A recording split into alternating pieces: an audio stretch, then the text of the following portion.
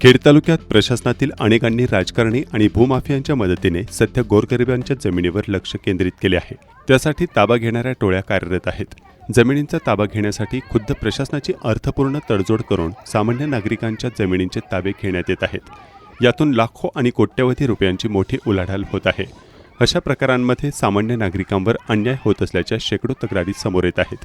सरकारी कामात अडथळा आणल्याचे गुन्हे सर्रास दाखल होत आहेत। बडे भूमाफिया, राजकारणी आणि बडे अधिकारी यांच्यापुढे सामान्य नागरिकांचा टिकाव लागत नाही। सामान्य नागरिकांना निमूटपणे अन्याय सहन करण्याशिवाय पर्याय राहत नाही। खेड तालुक्याच्या पूर्व भागातील वाफगाव येथे शनिवारी 28 मार्च 2026 रोजी देखील अशाच प्रकारे महिलांच्या टोळ्या आणून एका जमिनीचा ताबा घेण्यात आल्याचं स्थानिकांनी याबाबतचे व्हिडिओ पाठवून कळवलं आहे। धक्कादायक म्हणजे पोलीस प्रशासनाने घटनास्थळी पोहोचल्यानंतर देखील यूपी बिहारी स्टाईलने सुरू असलेला हा राडा थांबवण्याचा काहीही प्रयत्न केला नसल्याचा स्थानिकांनी याबाबतचे व्हिडिओ पाठवून कळवलं आहे। खेड तालुक्यात आजवर स्थानिक प्रशासनाला हाताशी धरून अशा प्रकारे अनेक गोरगरीब शेतकऱ्यांच्या जमिनींची लूट झाल्याच्या अनेक घटना घडल्या आहेत।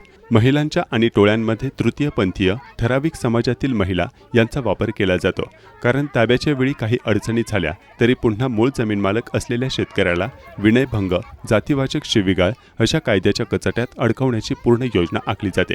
अशा टोळ्या पुरवणारे काही राजकीय गुंड खेड तालुक्यात कार्यरत आहेत।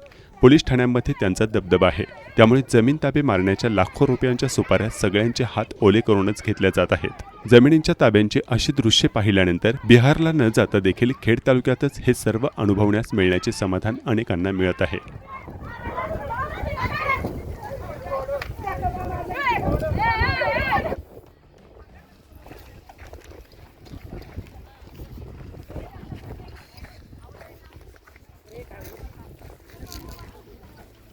कोणाचा व्हिडिओ काढते? आमची कोणाचा व्हिडिओ? कोणाचा जमीन आहे. कोणाचा व्हिडिओ? आमची जमीन आहे.